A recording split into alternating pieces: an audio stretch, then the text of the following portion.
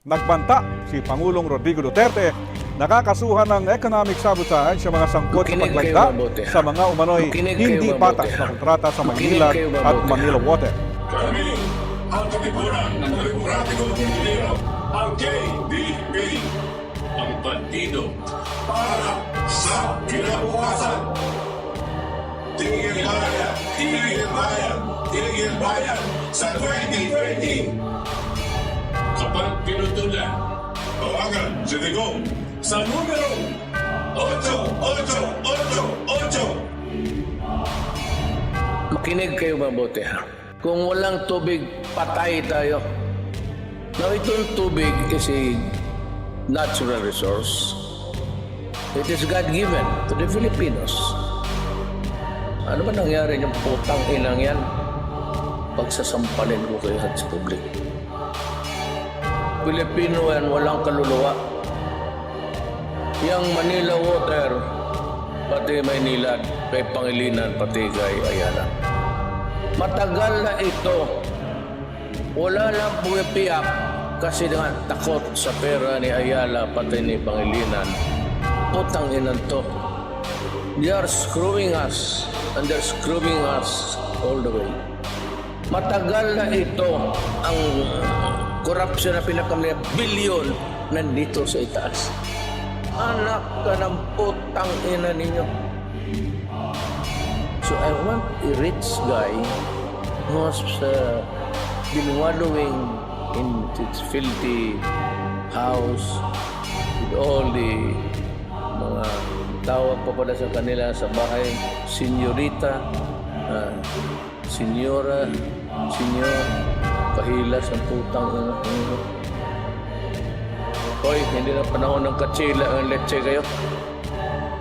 Do not fuck with me, my friend. Ilang taon na kayo nagbayad ng water treatment ang putang ina niya. Hanggang ngayon, mabaho pa rin yung lumalabas doon sa Manila Bay. Let's say kayo, walang water treatment, sige kayo kobra. Anong tingin ninyo sa amin? I could establish a prima facie case. Then I will file plunder. Ang plunder, Padre, Mr. Ayala, Nobel yan. Gusto ko makita na milyonaryo na makulong. Putang ina, do not fuck with me. Putang ina, do not fuck with me. Putang ina, do not fuck with me. I will order the armed forces to operate your order. Kasi, sundalo, take over kayo. Ikulong, yan ang nararapat sa oligarko. Ibalikan ninakaw nilang dapat sa mga tao. Tigil bayad simula Enero 1, 2020. Pag pinutulan ka, sumbong mo lang kay Duterte. Yung pisong halaga, ang inyong naibulsa. Patong-patong na kaso ngayon ang nakakasa. Ilang taong na mayagpag sa laki ng tinatamasa. Nakahiga sa salapi sa pagbubulang umaasa sa potahe na nagpahirap sa mga Pilipino. Walang mga konsensya tuloy sa pagmemerwisyo. Kung di pa na-opposite, kung di pa pansinin, lalabas ka totoong ipiit ang salarin. Let's say kayo, dapat lang na matigil. Kayo ang nagkasala, dapat kayo ang masingil. Dati nyo patawa-tawa, dito na magwawakas. Babagsak kayong lahat, tasarehas sumihimas. Tigil bayan, sigaw ng Pilipino, taong bayan. Mga oligarko, dapat lang na maparusahan. Tigil bayan, ang tubig na galing sa kalikasan. Sabay-sabay tayong lahat. Tigil bayan, sigaw ng Pilipino, taong bayan. Mga oligarko, dapat lang na maparusahan. Tigil bayan, ang tubig na galing sa kalikasan. Sabay-sabay tayong lahat. Tigil bayan. Atong ipreso ang mga oligarko, ibalik tanda ang mga ninakaw sa tawo. Pondo, bayad umpisa Enero 1, 2020. Kapag pinuplang ka isugid mo kay Duterte. Trilyong pisong halaga andang binusa. Kaabong mga kaso makarong kanda nakakasa. Kaabong dagkon yun, kabaho ang ilagyan. Mga nakagubog sa kwarta, mga purido, hindi masaliga. Andang sabotahe, sanda nagpabudlay. Katong mga Pilipino, huwag mga konsyensya, padayo ng perwisyo. Di masairan kung wapa si Digong nakapungko. Hindi maguwaro matuod na nag-ubra. Mga abusado dapat mapundo. Pondo, bayad, singgit Pilipino, taong bayan. Mga oligarko dapat sandaro, pasakitan. Pondo, bayad. Pondo Bayad. Pondo Bayad ang tubig halin sa kalikasan. Pondo Bayad dungan yung tanan. Pondo Bayad. Pondo Bayad. Kulong maunang bagay sa oligaryo nga tanan. Ibalik ang gikawat para sa mga katawan. Kulong ang pabayad sa Enero 2020. Kung ikaw putulan nila sumbong kay Duterte. Yung pisong kantidad imbis ihatag gibulsa. Patong-patong nga sala karon ang nakakasada ko ang gita masaan sa paglingkod pila ka tuig gahigda sa salapi. Sa kadugay nga pagsalig sa butahing pagkabudlay sa mga Pilipino walay konsensya gipadayon sa ato pagpurisyo way kapungko si Digong di na nila mapansin muguwas ka matuuran gipiit ang salarin mga abusado nga labaw dapat mahunong malagot kamo na ang nakasala dapat kamo ang masukot dati sige mo katawa mauning katapusan sariya sige himas kay nabagsak mong tanan hunong bayad syagit sa Pilipino taong bayad mga oligarko ay dapat lang masilutan hunong bayad ang tubig nagikan sa kalikasan magdungan tang tanan hunong bayad hunong bayad syagit sa Pilipino taong bayad mga oligarko ay dapat lang masilutan hunong bayad ang tubig nagikan sa kalikasan magdungan tang tanan hunong bayad Prisuhon ang nagakabagay sa oligarko ibalik ang mga kwarta kaging kawat nila sa tawo untat bayad umpisa Enero 1, 2020 utang ka mo nila isugid lang sa kay Duterte sa trilyon ka piso kantidad nga ilang aging bulsa doble nga kaso ang ilang nga mangin karma pila ka tuig na baka namin sa kwarta nga kinumpit sa mga tao mga tunto abusado pamerwisyo wala baka mo naman tinto sa inyo nga kinitaan o di mo nga imo nakuha nyo kaya nga gatasan gabi ka mo batasan hindi mabatasan ang inyong gahis ang una mala is the way to heaven pero subong mapasan o ko sabay amen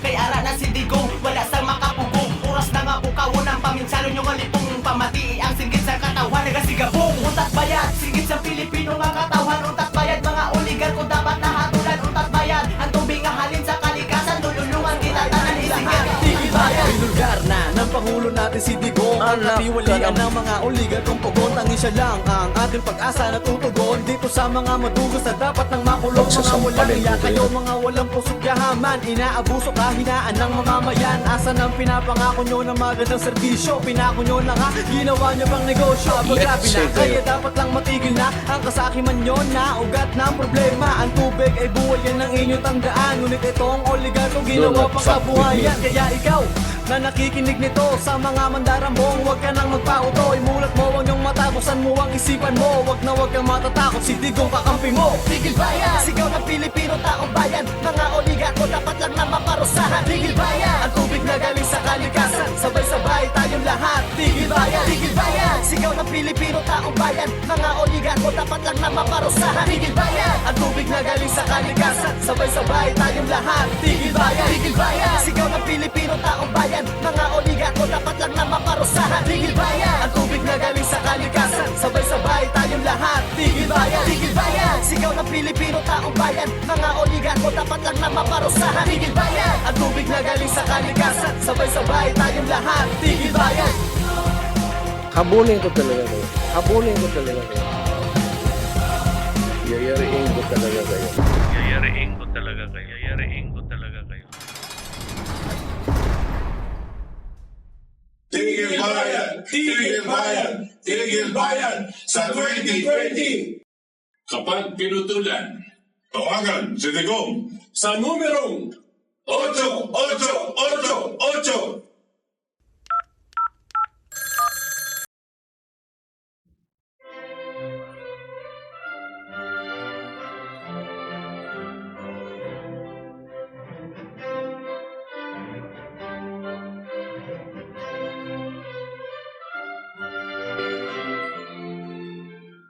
Magandang gabi ulit sa inyo mga katipon. Dito po tayo sa Ating Katipunan.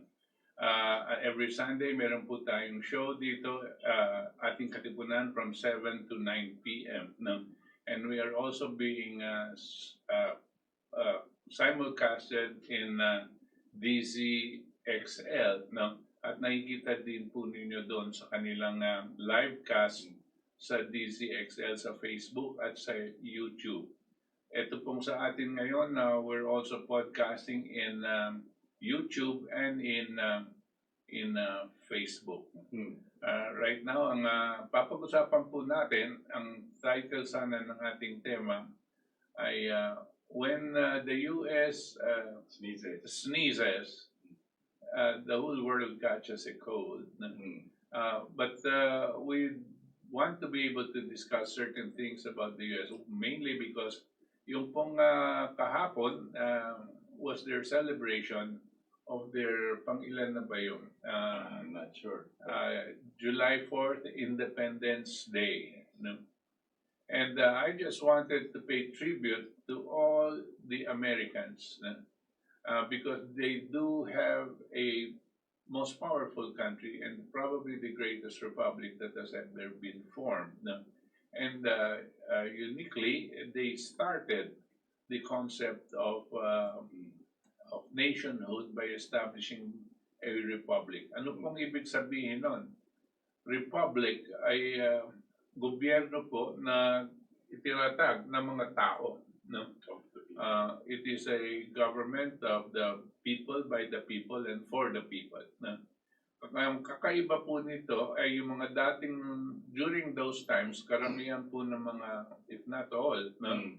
All countries in the world were being governed by monarchs, no?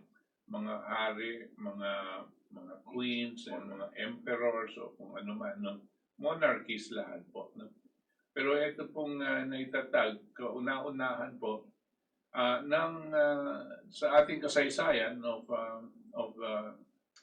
humanity, nagtatag ng isang republika. No? It is a government of, by, and for the people. No? But ang pong of, by, and for the people ay mga quotes from iba pa, about close to about almost 100 years after itinatag yung Republika ng US. Ang nag-umpisa nga ay si Abraham Lincoln. But ito pong Republika ng US na itatag po ito when they made their Declaration of Independence, which was July 4, 1776. 244 years. 244 years. No? Ano pong nangyari noon? Nagsama-sama po itong mga tao na kasi they were a colony of the British. No? Ang UK po ang may hawak sa Amerika noon at kontrolado ang lahat ng kanilang gagawin. No?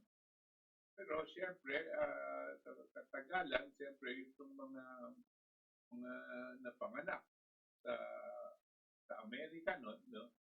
Nakikita nila na kontrolado sila ng ibang bansa, no? At ayaw nila. Gusto nila maging independent. Dahil nga, parang tayo, no, sa Pilipinas, dahil nga itong mga may control sa kanila, parang bakit kami kinokontrol nito mga ito? Sino ba sila? Mga tauhan ng Britain, no? Ng Great Britain, bakit sila nandito? This was brewing, no? Not the fact that of course they were being suppressed or oppressed, no? At the same time. So nagkaroon po ng isang grupo. Isa po dito sa mga parang guru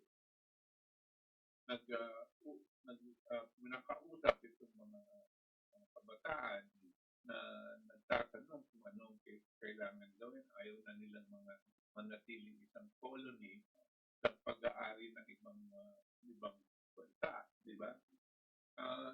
Ang tinatanong nila yung parang medyo elderly na sa kanila, mga senior.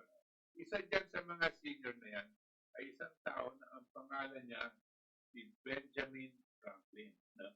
Alam na, kilala niyo po yung pangalan na Benjamin Franklin dahil sa ating mga classroom, minsan, kinikwento siya ng mga guro na siya ang nag-invento ng kuryente. No? Dahil nagpalabas ka ng saranggola at mayroong parang pirasong bakal, no? At doon parang doon na-attract yung kidlat. No? At sumiklap at yun yung sabi, wow, that is called electricity. Okay? That is how he is being depicted. But what we don't know too much about is the fact that he, together with some other people, were actually studying the situation of the United States at the time. Yes. At magkakaroon sila ng pag-uusap nitong mga iba sa kakilala nila sa ibang bansa, sa France, no, katulad ni Lafayette, no, at iba pa. At ito mga ito sa France, sila rin parang ayaw nila ang kanilang namumuno, yung hari, no, si King Louis, tsaka si ano pangalan nung yung napugutan ng ulo, si Marie Antoinette, no? Pero kung ano sila, monarchy, no? Nahihirapan silang mag-revolusyon, no? Dahil talagang ano sila, at yung mga tao nasanay na sa pagkaalipin, no? Hindi na maengganyo nila. Ngayon, ang sabi nitong si Lafayette dito kila Benjamin Franklin, but hindi nyo subukan ito, pagtatag ng independence sa inyo, sa Amerika. No? At dahil doon, marami pang hindi na alipin at mga bago-bago pa. No? Ang yung history as being a colony. And that's why, sabi niya, tingnan nyo. So, etong si Benjamin Franklin, tinuturo ngayon itong mga prinsipyong independence and sovereignty of the people na dito sa mga bata. At sinasabi kong bata kasi ang mga kausap niya noon, mga iba, mga teenager pa. No? Si Alexander Hamilton was 19 years old. No? At meron pa si John si Alexander Hamilton nung umpisa to was 9 years old. 9? Oo, napasama siya dito sa mga usapan. Tapos si John Adams was one of the leaders, no? Tsaka si yung anak ni John Adams, si John Quincy Adams, mga bata pa sila, kasama sila dito. Tapos etong si Benjamin Franklin, tinuturo niya sa mga prinsipyo na kung paano magtatatag ng isang bansa at paano nilang gagawin. Basta magsasama-sama lang daw sila at magtatatag sila ng isang gobyerno, isang nation. No? Yeah. Pero kinakailangan para matindi yung nation na yan, kailangan naiintindihan ng lahat kung ano ang mga prinsipyo na pagtatatag ng isang bansa, no? Isang nation. So hindi siya overnight. Hindi. Kasi Tagal po.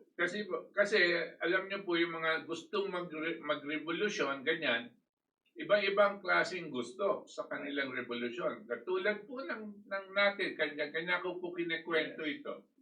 Iba-iba ang gusto, pero hindi nagkakaisa sa prinsipyo.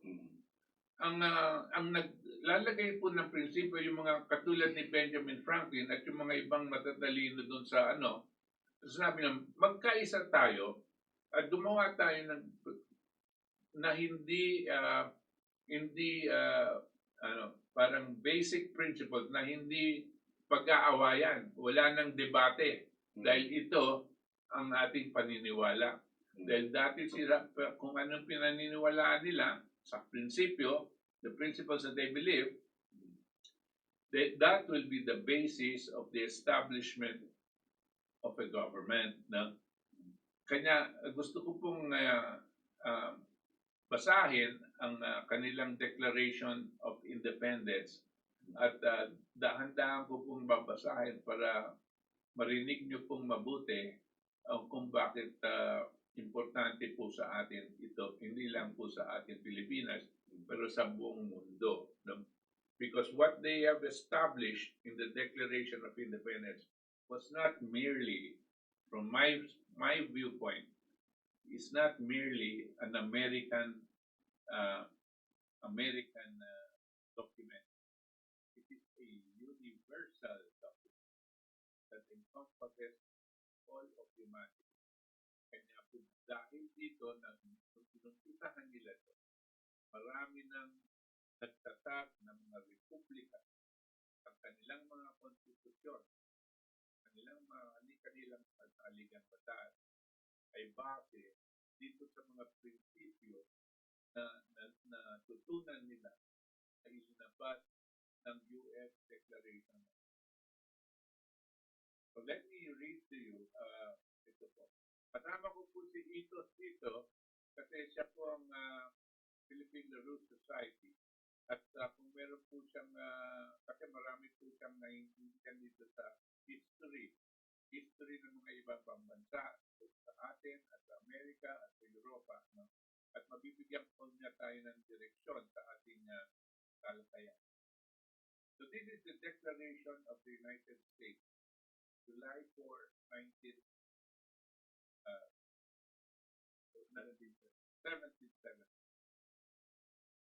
They say, we hold these truths to be self-evident, that all men are created equal, that they are endowed by their Creator with certain inalienable rights, that among these are life, liberty, and the pursuit of happiness. And that to secure these rights, governments are instituted among men, deriving their just power from the consent of the governed. That whenever any form of government becomes destructive of this end, it is the right of the people to alter or to abolish it, to institute a new government, laying its foundation on such principles and organizing its powers in such form that to them shall seem most likely to affect their safety and happiness. Yan po ang, yan po ang napaka-importante people. The declaration is maybe one or two more paragraphs. But ito po ang napaka-importante. That all men are created equal. Yan po ang kanilang principle. Whether you are black or white, no, or of any other race, all men, all human beings are created equal. And they are born, human beings are born, sabi nila, with inalienable rights.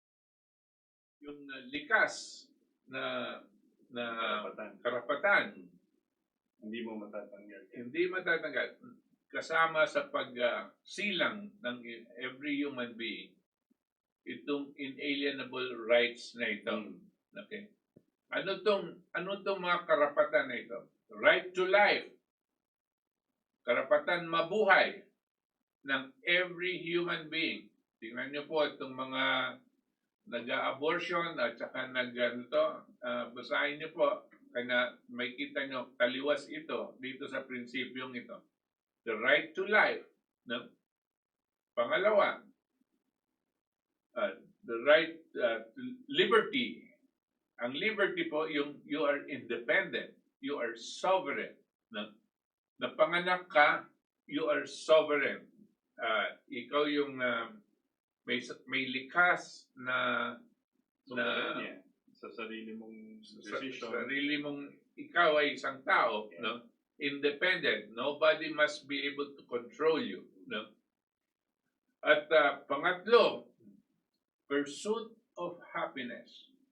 Karapatan mong hanapin at makamtan ang iyong kagustuhan para sa iyong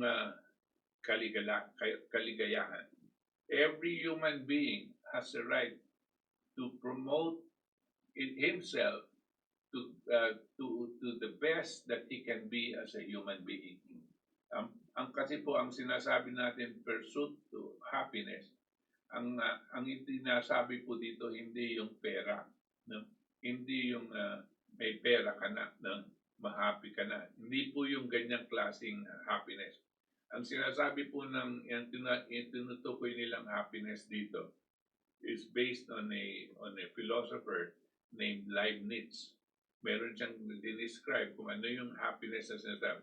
Yung pag isang tao nakamtan na niya yung pinaka-aabutan ng kanyang kakayanan as a human being, na in terms of his capability, kanyang intellectual capability, physical capability, or whatever.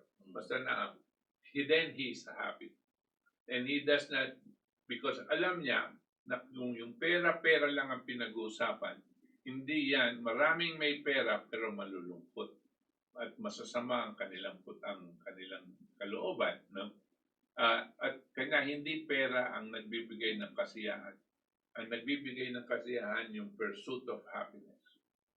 So ito po yung prinsipyong napaka-importante, that all men are created equal. This is a truth that is self-evident. Wala pong magko-contest dapat yan. That they are endowed with their Creator with certain inalienable rights. Meron po tayong likas na karapatan, likas na rights. That among these are life, liberty, and the pursuit of happiness. Ngayon, sabi, that to secure these rights, para sigurado na mabibigay at mababantayan at maibibigay itong mga karapatan ng mga tao, ang ginagawa daw ng mga tao, gumagawa sila ng gobyerno. Governments are instituted among men. Among men, like a society, they institute themselves a government. Deriving their just powers, itong gobyernong na itatatag nila, deriving their just powers from the consent of the governed. No? Depende po, kanilang power comes from those that are governed. Kaya po sinasabi natin, sovereign government or sovereign republic.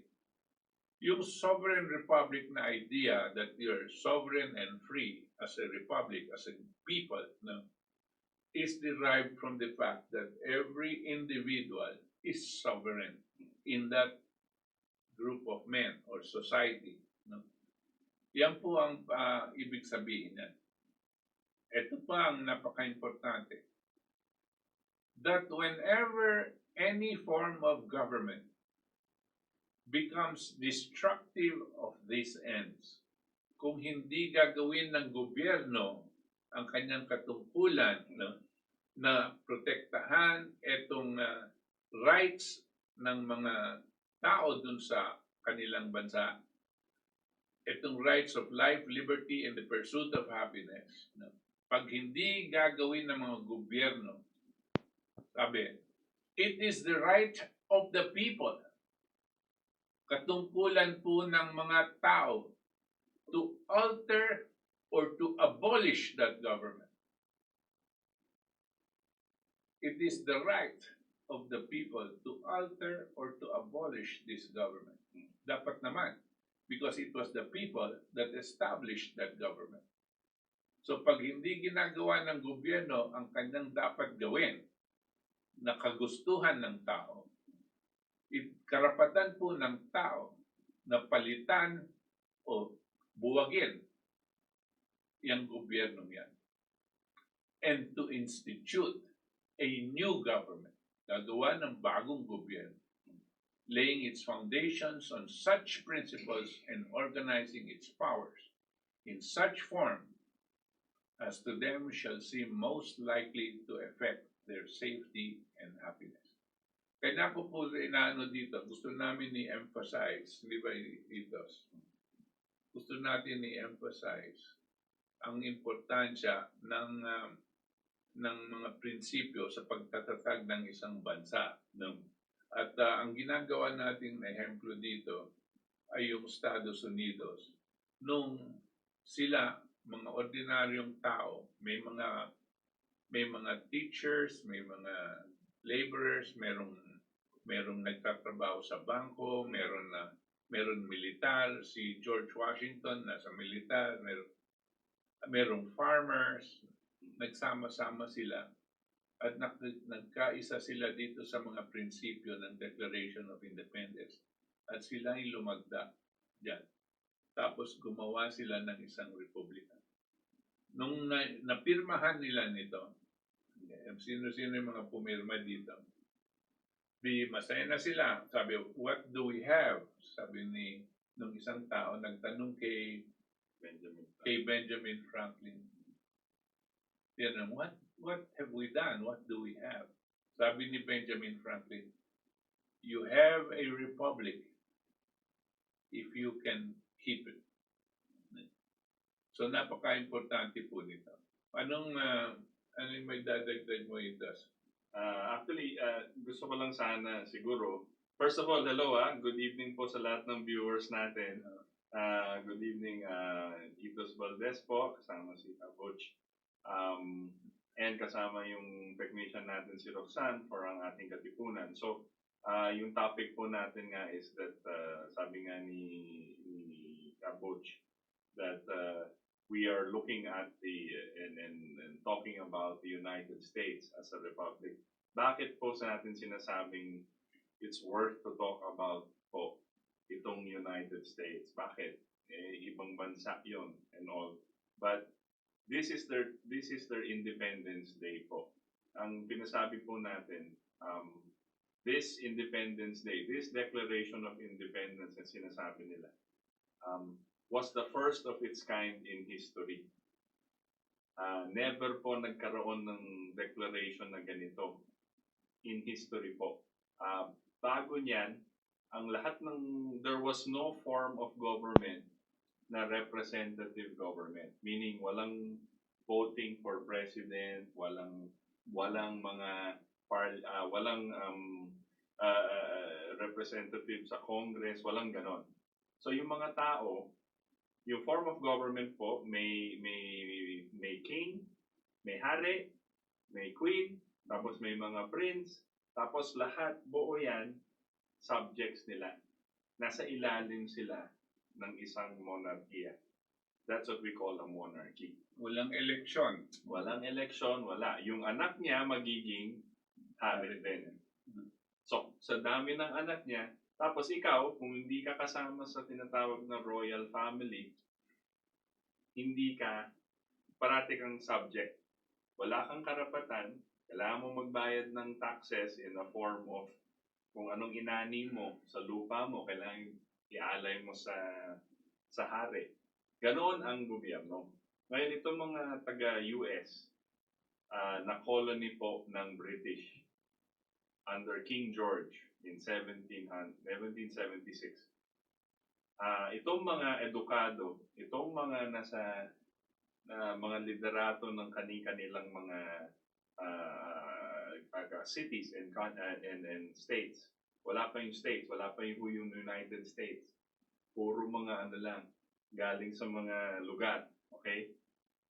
They come, nagko-complain sila, nag-iisip sila, bakit inaapi tayo? Wala tayong control sa ating lahat ng ekonomiya. Kung negosyante ka, lahat kailangan pumunta sa lahat ng inani mo, lahat ng kita mo, malaking portion as taxes bibigay mo sa hari. In this case, Britain. Lahat. So yung mga farmer, tsaka wala kang karapatan, wala kang voting rights doon sa London, England. Pero sa Amerika nitos, di ba merong army ang mga British na nagmamahala doon. So may para silang colony. Colony, kanya meron pong namamahala sa kanila. So parang sa Spain, Governor General yung nandito, namamahala dito sa atin. So may mga ina-appoint siya sa mga probinsya, mga liderato ng Philippines. Pero kailangan appointed ka ng Governor General ng Spain. Hindi ka elected ng mga tao, walang ganyan. Walang participative government. So yun ang kasaysayan ng mundo. That is the state of affairs of the whole world up to this point. So when these guys put out the Declaration of Independence, ang haba ng mga debate niyan. Kasi may mga faction, parang dito, may mga faction na parang, sabi nila, Huwag tayo lumaban sa Britain. Britain. Kausapin na lang natin sila para tayong estado nila. Mahirap kalaban yan. Talo tayo, wala tayong laban dyan. Ano ba yan? Mawawalan tayo ng pera, mawawalan tayo ng negosyo, wala tayo ng buhay. Magagalit yung hari. Patay Oo. tayo dyan. Huwag na Patay tayo lumaban dyan. Ganyan exactly ang nangyayari nung panaunan nila Jose Rizal, hindi po ba? No? At meron mga taong gustong tumaliwas dito at labanan ng mga Kastila, mga Spain, no? Yes.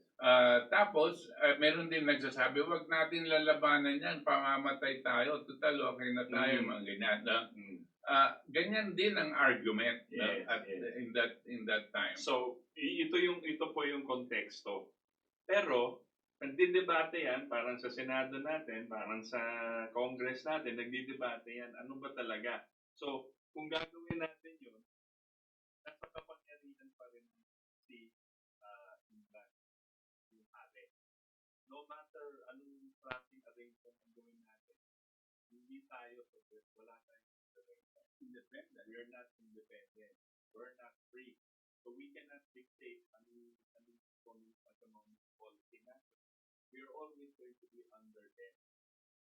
So they will dictate what yung taxes system. So yun yung debate. Ngayon, ito si Benjamin Franklin, senior member. Alam mo ito si Benjamin Franklin, matagal na iniisip ang gun. Okay, he is an inventor, he is a famous writer, he is a famous, and very charming. Pero alam niya kung anong klase, sige, Rocky, if you have Benjamin Franklin's history, so siya yung ikot. Siya yung nagiging parang senior member ng Congress. Yan po yung history, Benjamin Franklin. Nung nag-revolusyon, 1776, 60 plus na siya. More than 60. Mga 70. So, senior na siya talaga. 1776. Saka umiikot na siya sa mundo. So, pero, ang ikot niya, nakikita niya, kasi sa Europa naman, magkaaway itong Frances sa Argentina. So, England and France, state of war, kaaway. Sabi ni Benjamin Francis, makakakuha tayo ng tatampo sa France. Okay? So, lahat kinakausap. Parang nag-organize na. Sama-sama tayo. So, si France naman, yes, sama kami dyan. Yes, pareho. So, that's when Lafayette came. Yung mga bata po, Alexander Hamilton, yung mga bata, mga Lafayette, para mga youth ng American Revolutionary Period.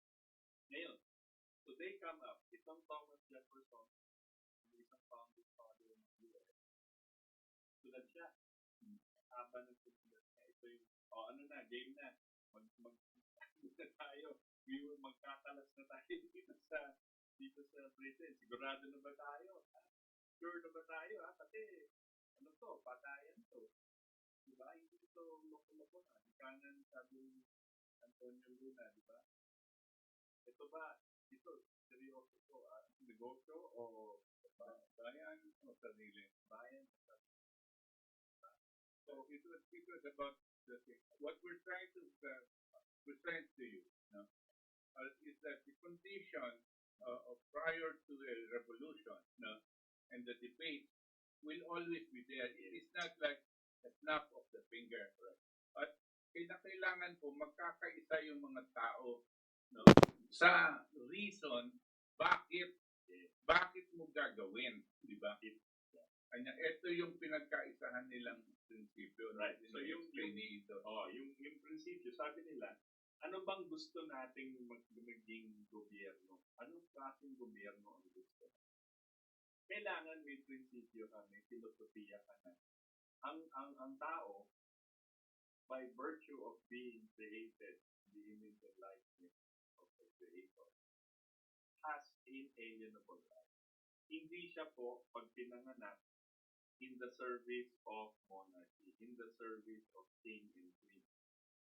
So, kailangan unang-una, kaya nga yung statement po ng we hold these truths to be self-evident, meaning obvious. Walang makakalaban dyan. Obvious na obvious. That all men are created. Gusto ko lang sabihin, obvious sa kanila, kanilang gumagawa ng revolusyon. Pero doon pong mga sa tao, like kung ikaw ay agree ka sa monarchy, no? Yung sinasabi mong all men are created equal, di ako maniniwala dyan. Kasi hindi tayo equal eh. Ano lang tayo, alipin tayo, tapos pag-aari lang tayo ng mga hari. We are owned. There is nothing here that we own. This property is not ours. It is owned by the king. And we are here, we serve, and we get our food, and we give the rest to them. No? Ganyan po ang prinsipyo. Kaya napakabigat po ditong prinsipyong ito.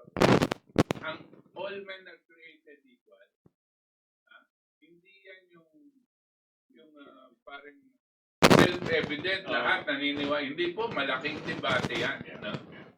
So yung una nila is, kami, we hold these truths to be. Ito po yung pinaka-prinsipyo namin kung bakit namin ginagawa.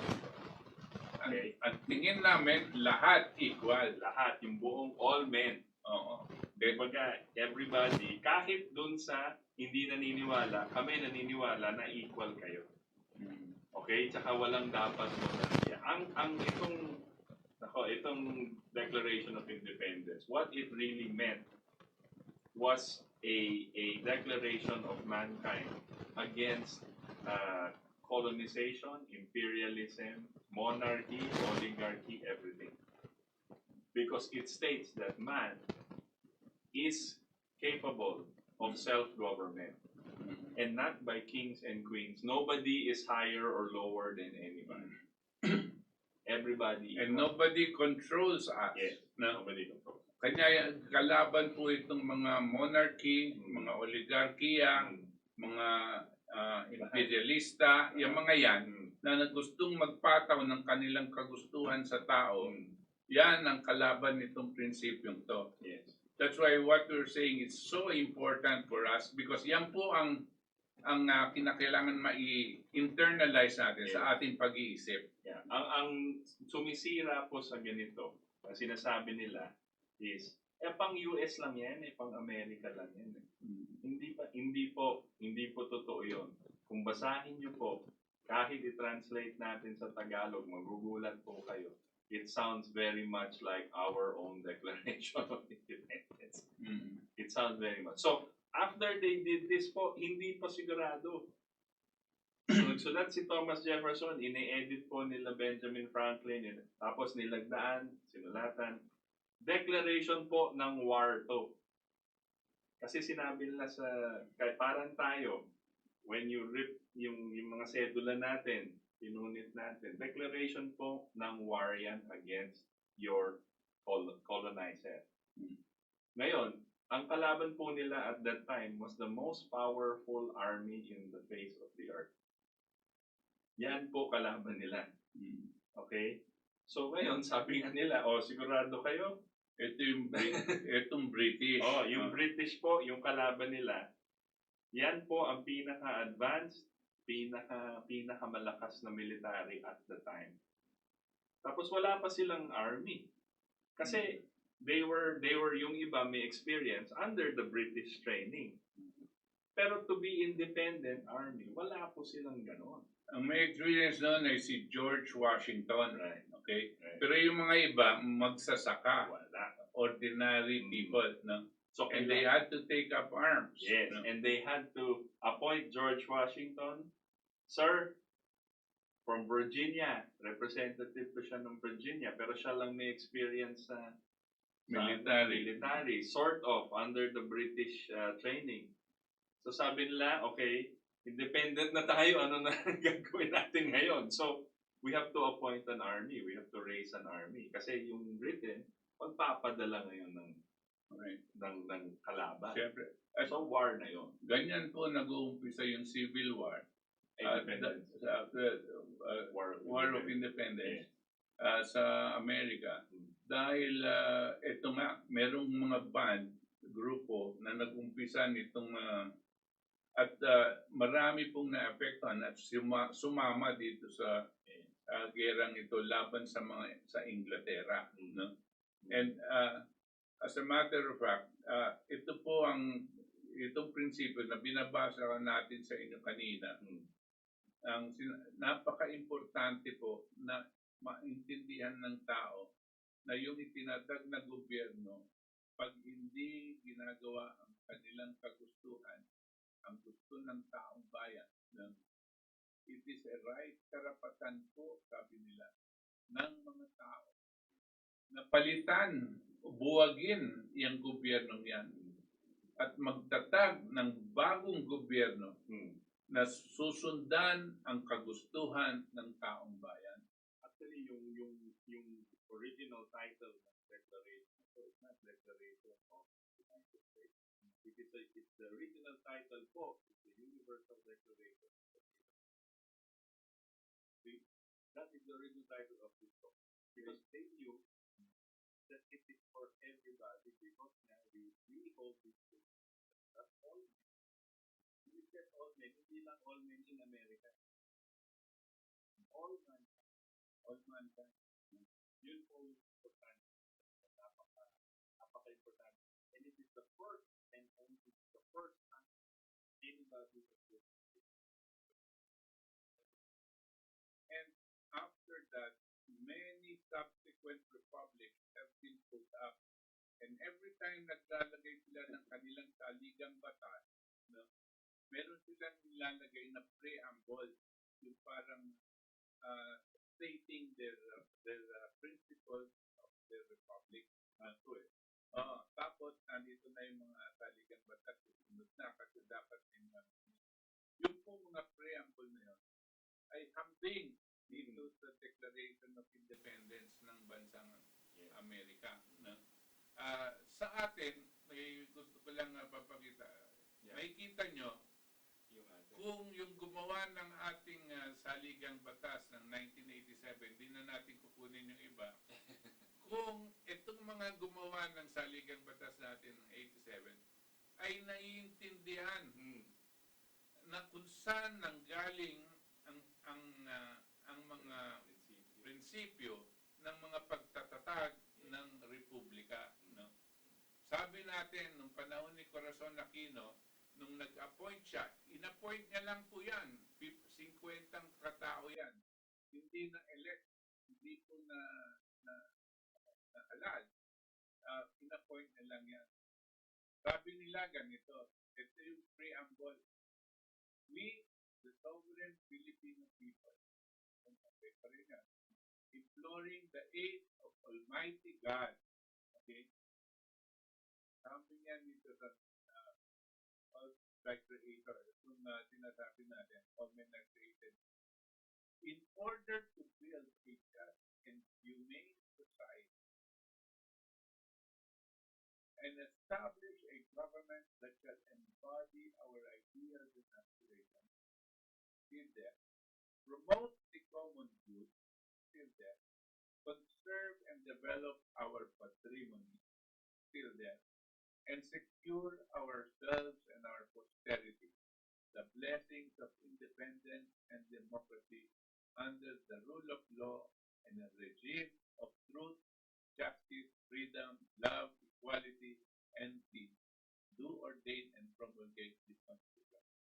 Alam nyo, yung pong anong yan, medyo hambing dito sa sinasabi natin. Pero merong napaka-kulang na prinsipyo. Ano yan ito? Nakita mo ba? Ang kulang po dito sa atin, ang sinabi dun sa universal document na ginawa po ng ng mga American, na sinabi na that we establish a government, and when this government does not do what it's supposed to do for our people, it is our right to abolish that government and to put up a new government that will do according to our wishes and for our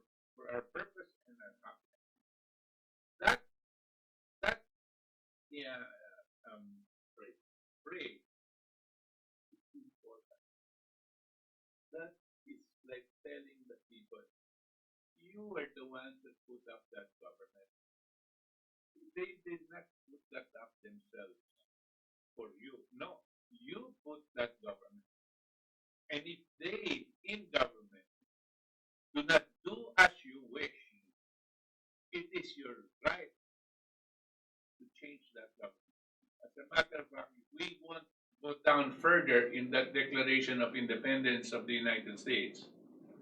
As we go down further, you will see that it's again reiterates it that it is not only your right, it is your duty to replace that government. Ganyan po ang sinasabi doon. Pero kitang-kita mo dito sa atin, parang ayaw nilang ilagay yun. Yeah, but this is the 87 preamble that we're reading. When this was established, it was already established na we were a republic. Of course, di ba? Pero again, makikita mo yung influensya natin. But ng Declaration of Independence. When you declare yourself independent, kailangan po may prinsipyo. Parang sinasabi natin, ano bang gusto natin as a Filipino? Ano bang gusto natin yung gobyerno? Why is KDP trying to say take out the oligarchs from influencing our government? Why? Because in effect, this takes away from our right, our sovereign, the capability of life, liberty, and the pursuit of happiness of every single Filipino. Okay, so para tayong hindi tayo under a king, pero parang ganun na rin. Kasi lumiliit at lumiliit yung kapasidad natin mag-participate sa gobyerno and to change the economic policies of government, the social justice policies of government.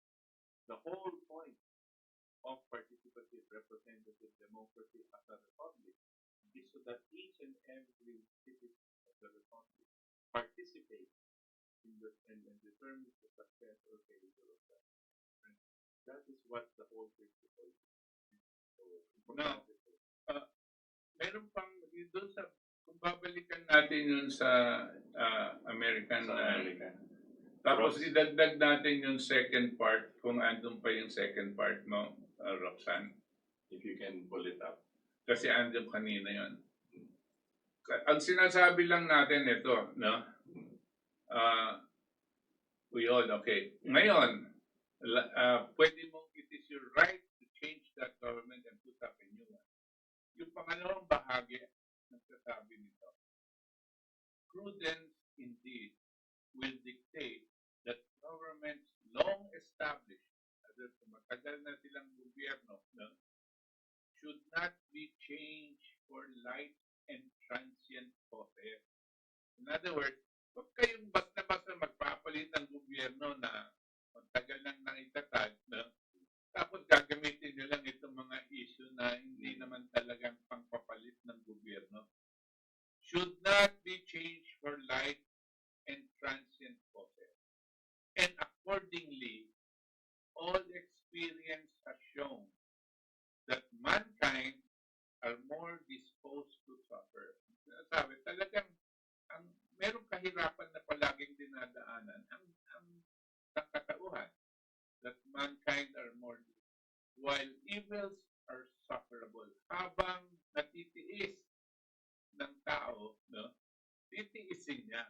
Yan daw ang nature ng mga mamaya.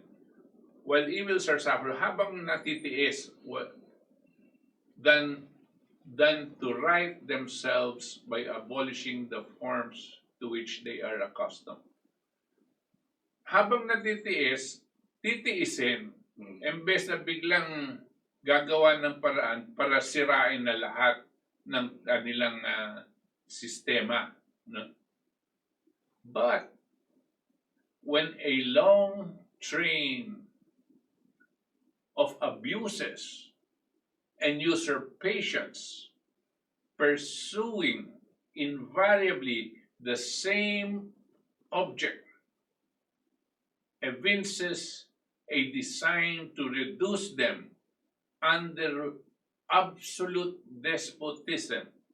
Ito, Pag napakatagal na po ng abuso at ito pong paglilinlang at paggagawa ng mga injustice sa tao, no? Pag talagang madami na talagang ginawa mo ng alipin halos sa mga tao sa kahirapan, linugmok mo sa kahirapan na hindi na kayang matiisin. No? Sabi dito, it is their right, it is their duty to throw off such government and to provide new guards for their future security. Okay? Yan po ang I wanted to. Yung evinces, meron Evinces, statement, evinces are designed to reduce. Pag na-discover po natin, in other words, ang sinasabi nila, pag obvious na napakatagal na, tapos deliberate po ang disenyo ng isang economic system or government na hindi palaguin or hindi general welfare ng tao, talagang gusto nilang pag obvious na yun po ang intention ng policy. Okay? It is the right and duty of the citizens to change that. To throw off such government. To take it off. The right the and the duty. Kanina po, sinasabi lang natin, it is the right. Ngayon, kung talagang ganyan na at nakikita natin, talagang itutulak ka sa kahirapan at sisiguraduhin nila mas marami sa inyong mamatay. Kung nararamdaman na po natin yan. At nakikita. It is our right. Not only our right. Duty. Karapatan at katungkulan natin na tanggalin yung gobyernong yan and to provide new guards for their future security. Napaka-importante po ito. Habang pinag-uusapan natin po, ang gumawa nito ay ang mga Amerikano sa kanilang pagtatatag ng kanilang bansa. No? Pero nung sinulat ito, ang intensyon nito ay para sa buong mundo. No? Ito po ang importanteng dapat natin maintindihan. Kanya namin po linalabas dito. Because the message of this declaration, which the Americans are now celebrating July 4. Pero importante dito po itong message kasi ito po ang mensahe sa lahat ng sangkatauhan. And that is why we went through this whole process of explaining these principles. Not because they are American, not because they are from the United States that we like it. No. These were made by human beings who were thinking in the same way we think. The same human beings who were thinking that they are no longer wanting to be slaves, that they no longer want this system of depopulation, of promoting poverty, of negligence, and corruption. We do not want this system. It is now our duty. It is now our right and our duty to change the government. Yan po ang napaka-importante. Ngayon, kanya po dapat itong mga nag-iisip ng revgob dito sa atin, okay? Kinakailangan po, ano ba ang prinsipyong pagkakaisahan natin? Para alam po natin kung ano ang pinaglalaban natin. Napakalalim po ng mga prinsipyo dito. Kalimutan na natin yung mga ibang mga simpleng light issues na hindi naman natin talagang kayang palitan. Kinakailangan ito unang prinsipyo para sa kapakanan ng taong bayan. Yan po ang napaka-importante. That's why, in this respect, That's why I pay tribute Mm. to all Americans, to all the United States, today and the previous ones. It is that is why the United States became the most powerful nation in the whole world. Hindi po dahil marami silang armas. Or Hindi pera. lang o That pera. time, wala naman pera. Kasi nag-umpisa yung mga yan walang pera. Daming utang Pero pa. ito ang naging basehan. Itong mga prinsipyo ang naging basehan ng kanilang pag-unlad. Mm. At dahil umuunlad sila, meron mga bansa na gustong sumira dyan sa mga prinsipyong yan. Yung mga taong imperialista, yung mga taong oligarkiya, yung mga taong monarchies, Colonialist. mga colonialist, yung mga ganyan po mag-isip na gusto nilang kontrolin ang buhay ng tao. Dito po sa atin, meron tayong mga ganyan. Oo. Yung mga oligarko po natin, kinokontrol ang buhay natin. Yun ang kanilang layunin. Ngayon, ito pong mga ganito, kalaban ang prinsipyong itinatatag dito. Linabanan ng Amerikano, sila Benjamin Franklin, sino? Ang Britanya, ang Inglaterra. Kasi sila ang mga imperialista noon. At hanggang ngayon. Mga imperialista pa rin yung mga yan. Kanya, dahil dito, palaging tinitira ng mga Inglaterra itong bansang Amerika at gumagawa ng paraan para sirain ang kanilang pagtatatag ng mga prinsipyong ito. Hanggang ngayon po, ganyan. Hanggang ngayon. No? Gusto ko lang inagdag. Gusto ko, Sige, go. You had. hanggang ngayon, ito po ang nangyayari sa bansang Amerika. Yung kaguluhan na nangyayari. Yung pagpapalaganap ng sakit, no? At yung pagbagsak ng ekonomiya, no? Ay nanggagaling sa mga masasamang isip. Nanggagaling sa mga taong masasamang isip na gustong buwagin ang prinsipyong nakaitatag dito. Hindi lang po ng bansang Amerika. Yan mga prinsipyong na ito na nakaitatag sa mga iba-ibang mga bansa, no? Yun din ang mabubuwag. Kasi, katulad po ng sinabi natin kanina sa beginning, when America sneezes, the whole world catches a cold. Ganyan po ang tingin nitong mga masasamang isip. Papabagsakin ng Amerika, sunod na rin ang buong mundo. This is what is happening to the United States now. Yun lang. Yun yung dagdag ko po. During that time po, nung itinatag at nilabas nila ang Declaration of Independence, takot na takot ang Inglaterra at the time. Si King George at yung British. Bakit?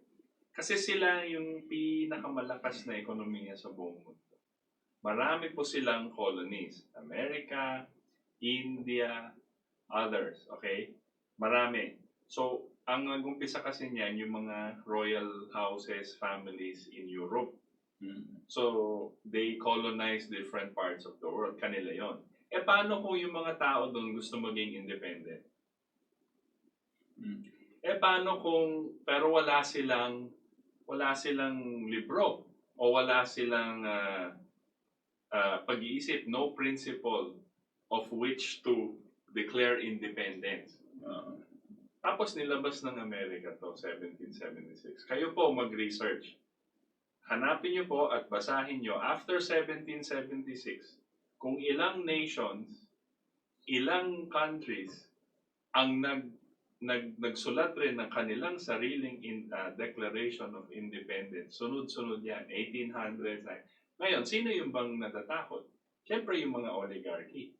Siyempre yung mga colonialists, di ba? Siyempre yung mga imperialismo, mga monarchy. Bakit? Gusto nila maging independent, di ang kailangan nilang gumera, di ba? Kasi ang ginagawa po nila sa ekonomiya nila, is they loot from those countries, parang yung British East India Company. Ang ginagawa nila, kumukuha sila ng raw material dyan, tapos pero yung mga tao dyan, slaves po nila. Okay? Mahirap pa rin. Mahirap Hindi pa rin. Parang tayo po under Spain. We were used as slaves. We were used to fund the galleon trade. There were Filipino slaves that they put on ships in Mexico and Spain, and ganun talaga. Pero kasi hindi tayo independent. But when Jose Rizal po at yung mga nag-aaral sa Spain, itong mga ideya by about 80 years later, o close to 100 years later, 1776 po, ang dami na nag-uusap na independent, nagiging nation state na. Ito yung mga ideya na, pwede natin gawin sa Pilipinas to. Gagayahin natin. Yun ang sabi nila.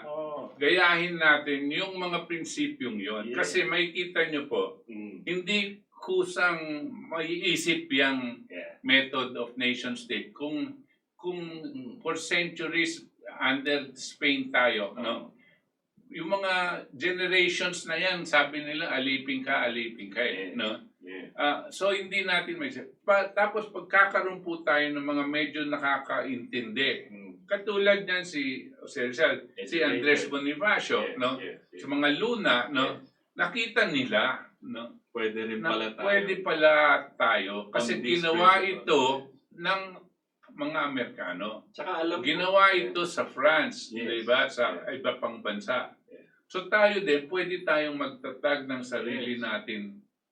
Tsaka yung istorya po ng American Revolution, hindi po nagtatapos, nag-declare sila ng independent, tapos okay na buhay nila. Mas lalong naghirap yung buhay nila kasi wala na yung kalaban pa nila. Yung War of Independence, I think, took about 7 years or something like that. Okay? Yung kanilang constitution, nilagdaan 1789. 10 years after or 12 years after. Okay? So mahirap po yan. Kasi ngayon, kailangan nila, paano natin gagawin to ngayon? May republika na tayo, libre na tayo, pero anong gagawin natin? So Alexander Hamilton had to craft yung kanilang American system of political economy. Yeah. So he designed, paano natin gagawin? Paano tayo aangat? Anong gagawin natin? So umikot yan sa buong all of those states. And then may report na nilagay siya, report on the manufacturers. Kasi sabi niya, kailangan i-increase natin yung agriculture and manufacturing. Number 1 yan. Anong lang, balikan natin si Alexander Hamilton. Gusto ko lang sabihin na yung 1776 was the revolution, Declaration of Independence. At ang nangyari sa Amerika, nagiging United States. Hindi lahat yan, biglang 52 states yan. Hindi. 12, 13 lang sila. 13 colonies lang. Tapos, unti-unti pong kinukumbinse yung mga iba na sumapit na. No? Ngayon, etong matagal na proseso po ito. Umabot po ito doon sa panahunan ni Lincoln, Abraham Lincoln. 80 years after. Tapos, meron na kasing mga states na sumang-ayon na. Pero, pagkatapos, sabi ng ilan, ayaw na namin sumali dyan sa union na yan. At tataliwas kami at lalabanan namin kayo kung pipigilin nyo kami. Ngayon, yung union po means the United States. United States of America. Gawa na yun. Now, kasama ka na doon tapos gusto mong tumaliwas. Okay? Naging incumbent upon the president. Kay Lincoln.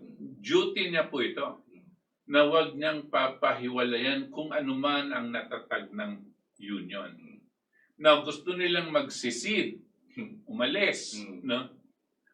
It becomes the duty of the national government to prevent that. Kanya po nagkaroon sila ng civil war. Yung Confederates versus the Union Army. No? At ito pong nangyari dyan, natalo yung Confederates, tapos tuloy yan ng naitatag itong mga estado ito. I just wanted to show, this took a long process, 80 years siguro.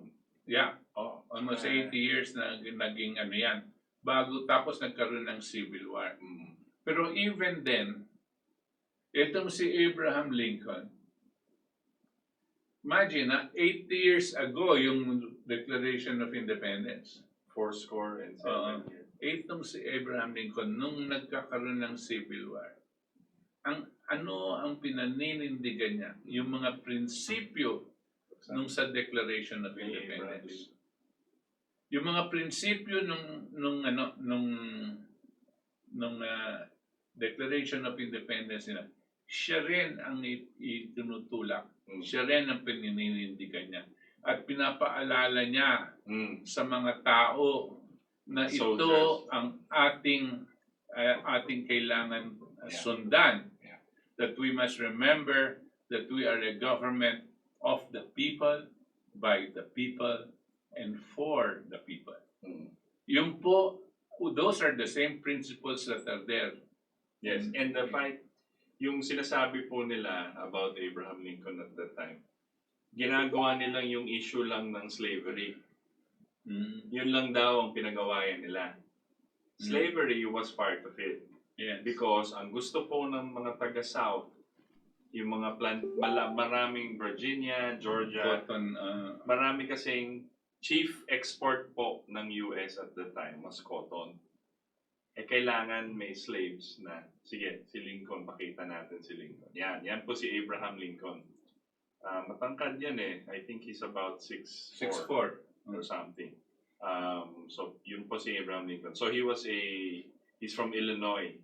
Tapos naging presidente siya, tapos pinatay po siya in office. So, anyway, so yung chief product of the US, kumbaga sa GDP, 80 years after revolution, was cotton. Sino ang mamimili po ng sino mag-aani ng cotton? Yung mga slaves. Slaves na dinala from Africa through the slave traders of the British. Yung East India Company po. Kasi yun yung kalakalan at that time. Tapos the biggest company at that time was called the British East India Company, whose main product is slave trading and drug. Opium po. Okay? So yun po yung number one economic trade. Sila po ang gumagawa. Makikita niyo kung bakit taliwas ito sa Declaration of Independence. Dahil ang umpisa pa lang, all men are created equal. Correct. No? Correct. Kanya all men created equal, bakit may slaves? No? Right. Kanya taliwas yan sa Declaration of Independence.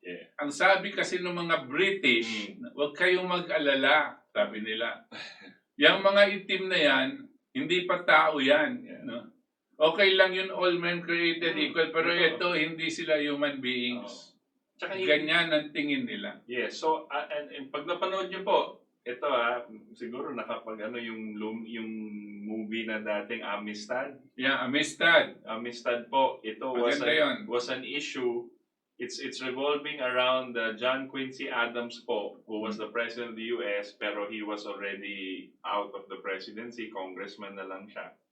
And he was at the forefront kasi may issue to, legal issue. May isang slave owner, sinasabi niya, itong mga in-import kong Africans, property ko yan. And therefore, they are slaves. So it was a landmark case. Amistad. Maganda po yan, panoorin nyo. But that was the issue of the times. Kasi ang may nagsasabi, when you say you're a slave owner, property kita, wala kang karapatan. So all men are not created equal if you're a slave owner. Ang sinasabi ni Lincoln, we have to preserve this union because this is what we established our republic on, this basic idea. Kanya may emancipation. Right. So, emancipation, parang tanggalin na natin yung pakawalan na niya lahat ng mga slaves. Everybody equal. May ibang problems after that they had to face because paano mo ngayon, how will you put them to work? Di ba? All of that. But the point is, hindi ka na property ng ibang tao. Yun po ang Emancipation Proclamation. But the Civil War was not fought on just the issue of slavery. Meron pang mga iba. It is the basic issue of all men are created equal. Plus po, sabihin na natin, since 1776 po, just because Republika ka na, you doesn't mean you don't fight for it anymore every year. Kasi yung British po, bumabalik at they wanted to reconquer America. Hanggang ngayon, But at the up time, to now. 1776 meron. So, War of Independence. So, pause muna. Bumalik sila 1812. They burned the White House to the ground in 1812 po. Bumalik sila. So, there was another War of Independence during 1812. Natalo ulit sila. Pero, they went in and they went up to Washington, D.C. Tapos sinunog nila yung White House. Yung White House. Ito yung mga British. Talagang gusto nila kunin. Pero natalo pa rin sila ng American. And many years after that, yung conflict. So hindi lang, sabi ng British at the time, yung king at the time, hindi natin matatalo to sa armas. Lumalakas na, gumagaling na tong mga lokong to, mga Amerikanong to. Okay? So kailangan talunin natin through economics. Sirain natin yung ekonomiya nila. Gawin natin, pasukan natin ng droga, pasukan natin ng slaves, pasukan natin ng... Yan po ang gusto mangyari. So it's the same style na ginagawa po sa atin until today. That's how they destroy us as a nation. Ngayon po, when you ask about bakit walang magawa itong mga regulators, bakit yung mga laws, EPIRA, napasa ng mga lawmakers, bakit yung mga deregulation ng oil, bakit yung water binenta? Because of economic sabotage. They come in, they pay these lawmakers, nilalabas nila yung laws. So tayo, naluluto sa sarili natin mantika. That's the term, di ba? Wala tayong laban dyan. So hindi na malakas.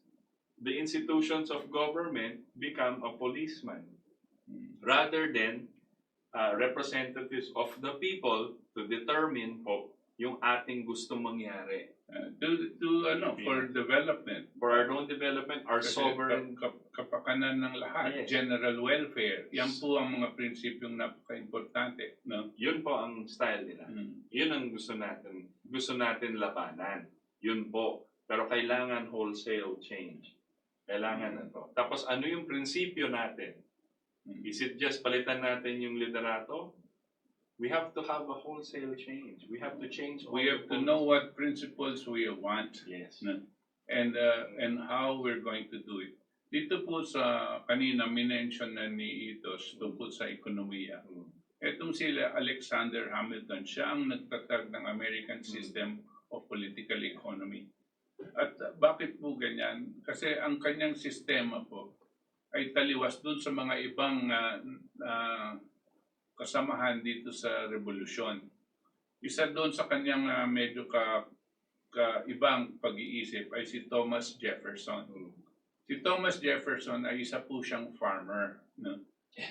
As a farmer, kanyang pag-iisip po, palakihin ang ating farms at ang crops natin i-export natin sa England. Yes. No?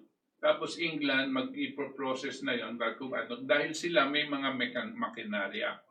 Tayo ang meron tayo ditong lupa. Ang isip daw ni Alexander Hamilton ay hindi tatagal yan. No? Kasi, sabi niya, habang dumadami ang mamamayan ng Amerikano, no? Yung mga lupang yan, no? Hindi sapat para pakainin ng dumadaming Amerikano. Kasi gugustuhin ng mga tao na pumunta dito. Yung mga galing sa Europa, they will immigrate to the United States because they know that we have declared ourselves as independent from our colonizers. So they want to join us in the new world. Yun po ang sabi niya. Na paano mong gagawin? Sabi niya, we have to go into not just farming, but manufacturing. Kaya nagsulat siya dun sa manufacturing. Sinasabi niya, in effect, anong ibig niya sabihin? Kailangan meron tayong agro-industrial development. Para yung iyong mga factories, siya ang sasalo ng mga bagong laborers na mga kailangan ng trabaho. Diyan, sasaluhin ng kumpanya. At habang nagmamanufacture ka, dumadami yung mabibigyan ng trabaho. Pag yung land mo, kasi yung land mo hindi lumalaki, ang trabahador mo, hanggang doon na lang. Hindi ka na kayang magdagdag ng trabahador doon sa farm mo. Pero sabi niya, kung mayroon kayong manufacturing, as you increase your manufacturing base, you have the ability to provide labor, to provide work for your people. Basically, ganyan po ang kanyang thesis doon sa kanyang manufacturers. Kanya daw sila, nagbanggaan. In effect rin, dadagdag ko lang. In effect, Alexander Hamilton wanted government to control the economic direction. Ang gusto po ni Thomas Jefferson, yung mga states, independent po sila sa government. Ayaw niya ng big government to control. Yung isip ni Alexander Hamilton po kailangan palugayan natin yung ekonomiya ng US. A new country, batang-bata, how do we organize now our economy towards that? And he reported, in essence, Thomas Jefferson wanted free trade. Alexander Hamilton wanted the opposite, a credit-driven economy. Tsaka tingnan niyo po, sabi ni Ito, Alexander Hamilton wanted a government-designed development program. Ito pong gusto ni Thomas Jefferson noon. Yan po yung si Alexander Hamilton tsaka si Thomas Jefferson. Ito pong si Thomas Jefferson, ang gusto niya, yung mga states, kani-kanila, sila nang bahala sa kanilang ekonomiya at ang kanilang direksyon. Parang federalism. Exactly. No? Ngayon, at parang na kanya-kanya. Okay? Ang delikado po dyan, sabi ni yun nga, hindi mo makakontrol at hindi ka makakaunlad as a nation. Yes. Kinakailangan ng gobyerno, may papasok na gobyerno para it will establish the parameters of development For all. Hindi po ito yung consumer-led growth. Yung tinasabi. Ito yung government-led growth. Ganyan po, para umunlad daw lahat sabay-sabay. Yes. At kinayanan po nila, at nakita niyo naman, soon after, they became the richest and the most powerful country in the world. Not just po sa money, but in production. Number one po, by the turn of the century, 1900s po, number one na po yung Amerika sa mundo. In terms of production of agriculture products, steel manufacturing, ganon. Yeah. So they Tsaka technology. Technology, yes. Pasok sila sa high-tech agad. Silang nangunguna sa siyensya. Dahil nga dito sa agro-industrial development. Kasi hindi ka lang basta factories. Kasi yung mga factories, may siyensya kailangan na papasok. So, na-develop yung capacity mo even for higher level of production. Yes. Without having to go deep into that, may kita nyo po ang pag-iisip ng mga tao noon at pag-iisip ngayon ay hindi masyadong nagkakaiba. Hindi, at ang nakakalungkot lang, marami pong mga tao ngayon na kung nag-aral na sila sa Harvard o nag-aral sila, pati itong economic natin, itong si Carl Chua, nag-aral, mataas daw ang grades niya sa eskwela. Kala mo siya na yung hindi po kulang. Kulang na kulang. No? as a matter of fact, bobo pa yan. Kung hindi niya papag-isipan yung history, no? At tingnan niya, ano bang mga sistema ang umubra at ano ba yung factors that were present that push this country or that country towards development. Yes. No? Yun ang importante. No? Hindi po yung ang grades mo maganda kaya ikaw na. Yeah. Hindi po ganyan eh. Ganyan. O may degree ka. O may degree Diba? ba? Yung academics na sinasabi mo. Academics. Mga yan. Econoquacks. Econoquacks. Okay. Yun. Maraming degree, isang librong degree. Pero bakit wala pa silang solusyon? Diba? Tapos ang pinakasolusyon nila, katulad ng mga oligarko ngayon, at katulad ng mga imperialista at mga sa labas at dito, ang solusyon nila, depopulation. Talagang depopulation. Hindi nila lang sinasabi yun, kundi, siyempre, masama ang tingin sa kanila ng tao. Pero gagawa ng paraan para lumaganap ang kahirapan at bumaba ang populasyon. At ang titirahin sa pagbaba ng populasyon, yung pinakamahirap. May solusyon po tayo, and we've been saying it, no? And the reason why confident po yung KTP at kami dito sa samahan natin, now we can have a blueprint for the economic development that we are sure will work for the Philippines.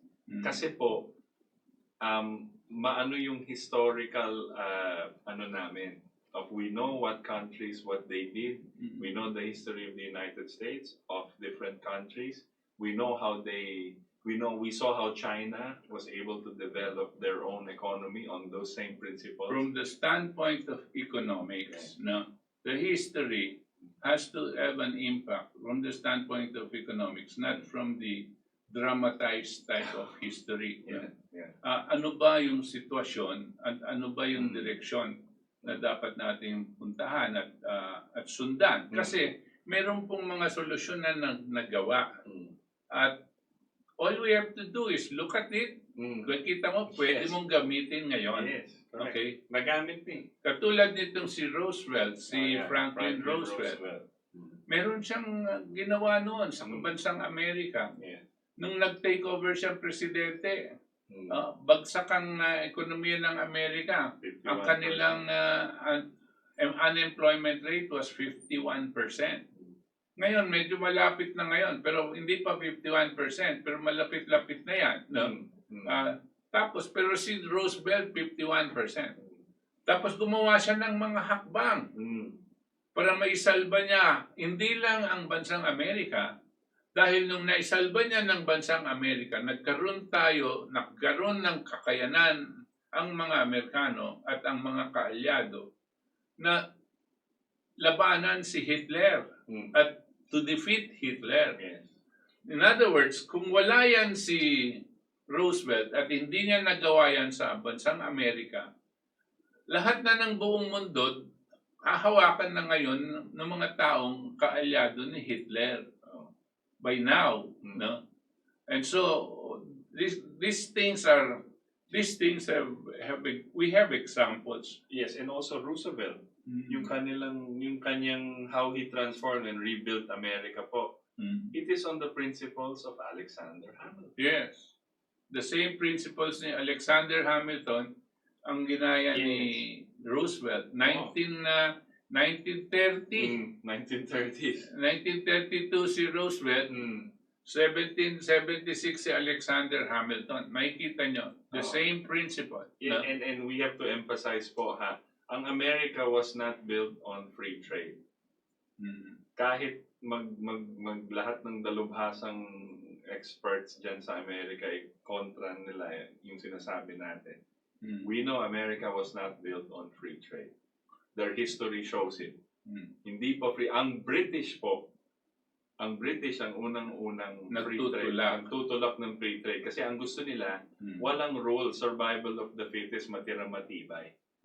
Kanya free trade, ang itinutulak ng British. Gusto nilang pasukan ang ekonomiya mo. Tapos, bebenta sila ng gusto nilang ibenta. Katulad po sa China noon. under the principle of free trade, nagkaroon ng gera ang China tsaka Inglaterra. Bakit? Kasi gustong magbenta ng droga, ng opium ang Britain sa China. Nung nakita ng Chinese emperor nasisira ang mga tauhan niya, nagiging dope heads at kanilang pag-iisip, hindi na makaproduce. Ano bang nangyari? Bakit yan? Kasi dahil dito sa opium. So nagbigay siya ng declaration, bawal na ang opium. At lahat ng gagamit ng opium at nagbebenta ng opium, papatayin. Sabi nung emperador sa China. Dahil dito, hindi na makabenta ngayon ng British. Hindi makapasok. Ginera nila. Bakit nila gigerain? Dahil free trade. Kailangan buksan nyo yan at allow us to sell our goods. No?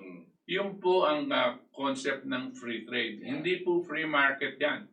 Galing lang sa kanila, yung mga more powerful countries, bubuksan nila ang iyong bansa, papatanggalin nila yung mga taripa para maipasok nila yung gusto nilang ibenta. No?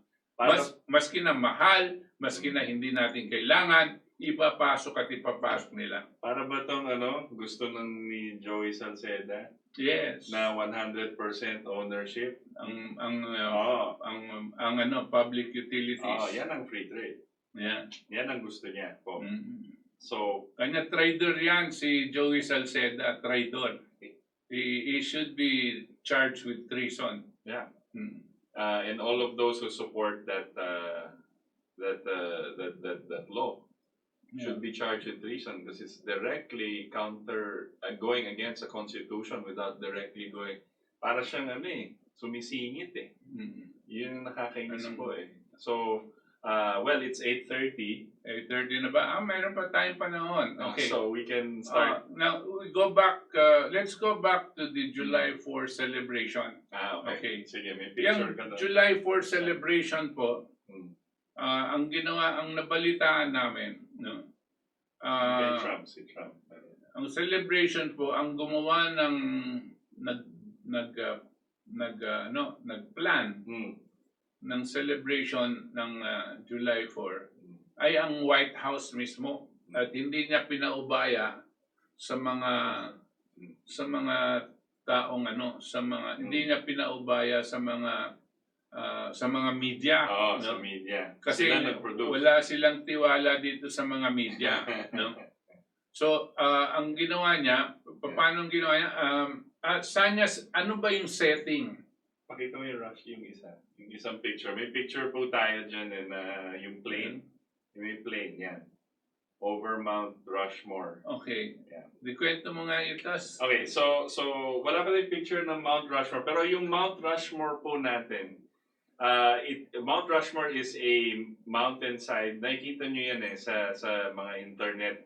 Yung mga mukha po ng certain presidents na nandun, parang kinarve nila sa side ng mountain. Mga giant sculpture na mga mukha ng mga presidente, di ba? Yes, and so Roxanne will dig it up and then papakita po natin. But 11 years po, this is the first time in 11 years na Trump decided we will celebrate po doon yung Independence Day celebration natin doon sa Mount Rushmore. Bakit po? Yung significance po niyan, nakikita po natin ano yung nangyayari sa Amerika ngayon. Yung mga taga-Antifa, yung mga Black Lives Matter, na mga, yan, pakita mo, Roxanne. Yan ang Mount Rushmore. So, makikita po natin, that's being carved. Doon sa bundok, na-carve. Matagal nang na-carve to. Hindi, not now. Not now, dati pa yan. Dati pa yan nandyan. Anong year ba ginawa yan? Meron ka ba alam yan? Alam ng researcher natin yan. So this one is hard side on the mountain, yung mga presidente. So, first time po, sabi ni Trump, doon tayo magse-celebrate ng independence. First time in 11 years na ginawa ng isang presidente yun ng United States. Sa South Dakota po yan, sa state. South Dakota, first time. So, it was makikita nyo po yan sa YouTube, yung buong celebration na yan. Maganda po. Yung White House po, yung parang Malacanang, sila nag-produce hindi po Anong nangyari ngayon sa Mount Rushmore ito? Ito na yung Mount Rushmore, monument yan eh. Yeah, No? yeah. It's a monument. Parang tourist monument site din yan. Meron pong parang amphitheater. sa harap. At ang kasya po doon mga 7,500. Punong-puno po yan. Meron Kung hanapin ni yung- Roxanne yung ano. Pero they had to issue tickets kung sino yung makakapunta, no? Kasi po ang nag-a-apply daw na pumunta diyan sa Gusto makita si Trump. gusto makita si Trump is 120,000 people. Plus. Pero yung lugar masyadong maliit. Right. So 7,500 lang daw ang naibigay diyan. Parang raffle nila yan. So they picked you kung sino. Imagine sa dami ng tao. Tapos walang mga masks. Hindi sila sumunod. Alam mo mga Amerikano, you have to love them, no? Basta ito gagawin natin. Ito yung gusto natin gawin. So that's what happened sa Mount Rushmore. Siyempre maganda po yung speech ni Trump. And Anong sinabi niya sa speech niya? yes, and Trump, aside from yung buong speech niya, no, pero minention niya yung Declaration of Independence. And he mentioned that all men are created equal under God, and that have a right to life, liberty, and pursuit of happiness. Parang sinasabi niya, ito yung reason why this USA exists, this principle. He was in effect almost quoting the Declaration of Yes. Independence. Yes, Hindi I ba? mean, that's the essence of why they existed. Uh, Ito yung rason nila, their main reason for existing yung US. And for someone like that, ito yung quinote niya dun sa Mount Rushmore. Tapos tinignan niya yung mga presidente diyan yung past presidents diyan sa mountain, and kwento niya yung buhay ng each of them. And sabi niya, Americans should know this, should know their history. And he said also, these monuments will never be destroyed. Pangpatama dito sa mga Antifa na binibigyan ng pera ni George Soros, na yung sinisira nila yung mga monuments. Ang dami pong mga monuments. Ano yung mga monuments Statues. na that have been there for 100, 200 years, no? Yeah. Panggalang sa kanilang mga nakaraan na heroes, tsaka yung mga important people during that time, no? At meron mga monuments diyan. Ang ginawa po nitong mga Democrats tsaka itong mga Antifa, itong mga nagrarally ngayon laban kay at supported ng media, no? Sinira nila. Binabagsak nila at binabasag nila yung o tinatapon sa ilog yung dinavandalize. Siniraan nila. Galit na galit si Trump. Sabi niya, pag mayroong maganyan, kailangan mahuli at mapunish.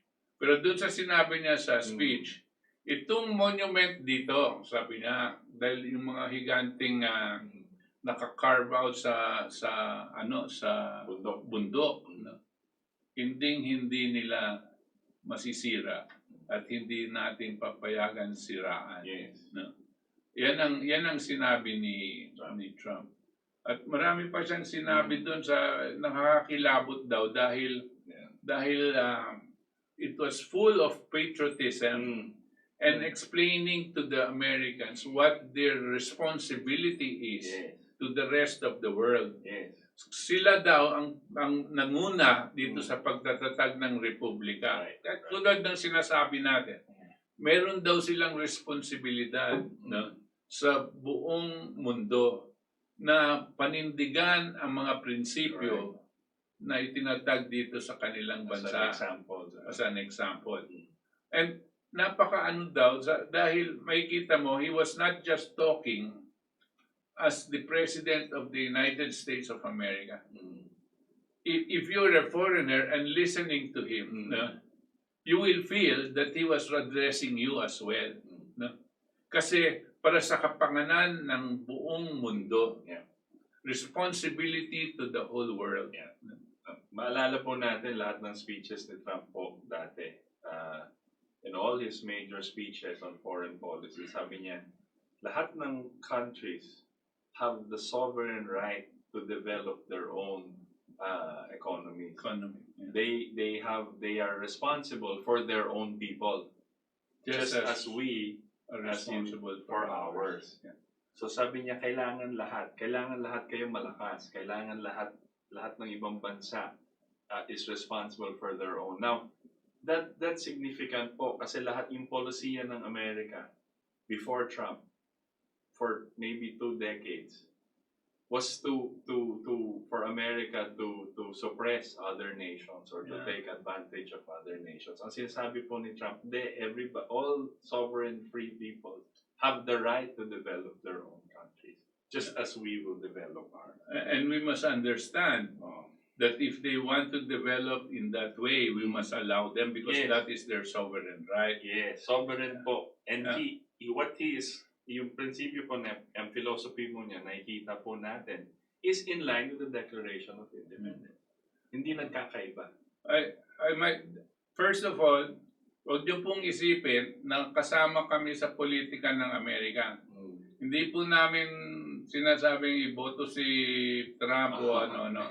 Pero gusto lang namin mapakita sa inyo that yung mga prinsipyo ng bansang Amerika ang gustong buwagin at sirain ng mga kalaban ng mga prinsipyong ito. Yes. Dahil alam nila, pag sinira mo yung Amerika, Sunod lahat. sunod na ang buong mundo. That is what they have in mind. If you destroy America, destroy the economy, destroy the culture, no? Then the whole world collapses with it. No? And now they will install themselves as the head of the whole world. One world government. One world government. This is what totoo naman. Kasi ang Amerika po, diyan po nakasandal ang maraming ekonomiya. Diyan po nakasandal obviously ang Pilipinas. Magugulat po kayo, diyan din ngayon nakasandal ang bansang China at ng Russia at ng mga iba. Bakit po? Kasi ang main export destination ng Chinese goods ay ang Amerika. Pag nag-collapse po ang Amerika, wala nang mabebentahan ng China. No? At ang mga ekonomiya niya, babagsak din. No? Ganyan din sa Russia, ganyan din sa Japan. That's why, if America collapses totally, no? The rest of the world will follow. And then they will rationalize itong mga masasamang isip katulad nila George Soros, nila Bill Gates, nila kung sino-sino pang mga masasamang tao dyan. No? Ang sasabihin nila, kailangan magkaroon na tayo ng one world government. Gusto sabihin, wala ng sovereign nations. Gusto din sabihin, alipin lahat ng sangkatauhan. Okay, that is the direction they are going to. Huwag kayong masyadong naniniwala dito sa mainstream media na para kayong dala ng mainstream media, galit kayo kay Trump dahil naniniwala kayo. Yung mga opinion. Isipin niyo po ng konti pang mas laliman at understand where this thing is going. Do not allow media to tell you what to think. You must teach yourself how to think. And then you will see. Okay. We can read. Marami po tayong mga comments. Titingnan natin kung mababasa po natin lahat. No? Okay. Joel David, JD Kiko, mabuhay KDP, Rosary Paradise, go kayo mga idols ko. Salamat sa pagpaliwanag ninyo. One Piece, Cordosa, Yob, me. Okay, nice. Thank you. Auring Book, ang dami kong nalalaman sa inyo po. Marami din salamat, nakikinig kayo. Ernie Ocampo, good evening po, KDP, to Sir Itos Valdes and Professor Butch Valdes. Maraming salamat po mga kaibigan. Mabuhay ang Katipunan ng Demokratikong Pilipino, mabuhay ang Pilipinas, God bless To God be the glory.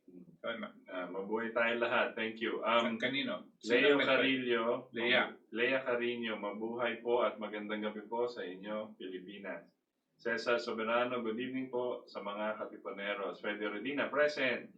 Rod Voigt Periaba, good evening Katipunan. Dapat i-take over na ang gobyerno ang Manila at Maynilad Water, ng ABS, malinaw na violation sa mga oligarko. Duterte, bahay tahimik ka na. Nangyari from Subic, Zambales, watching you always. Yes, we agree. Freddy Ordina, oligarchs must not run the lives of we the people. We must be owner-operator public utilities. Budget must not come from these greedy oligarchs. We must use the BRI initiated by China and BRICS through AIIB, World Peace, and versus warmonger British Empire using MI6 CIA to control humanity. Correct. U.S. Constitution is interregnum due Federal Reserves. Yeah. Abraham Mamuad, watching from Ilocos Norte, mabuhay po kayo. Lourdes Aquario, KDP discussion is the best ever. Sana tuloy-tuloy ang pagsisiwalat ng katotohanan at malawak na kaalaman para sa bayan. Para hindi na maloko pa mamayang maharlika. So buhay po kayo watching from Thailand. Actually, Lourdes, if I may, no, kailangan lahat tayo as Filipino. We need to raise our level of knowledge and education about the history. We need to do this together. If we're going to change our destiny, we have to do it together. Hindi lang maghanap tayo. Tayong lahat kasama dito. Mario Wishi, mabuhay pa kayo Sir Butch Valdes. Sana po bigyan kayo ng Diyos na malakas na katawan para sa laban natin. Pati na din po ang inyong anak. Salamat po. Isa kayong magiting na Pilipino. Salamat. Thank you. Alfredo Redina, representation through election, kaya walang bobotante. Candidates, pinagpipilian na ng Comelec.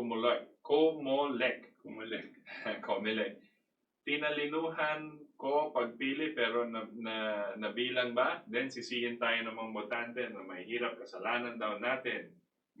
Kaya ganito tayo. So we will wait for more. Dapat hindi ba po sinasabi natin na ang Comelec, ang nagpapaandar talaga sa Comelec, yung nagbibigay ng pondo dyan ay yung mga oligarko.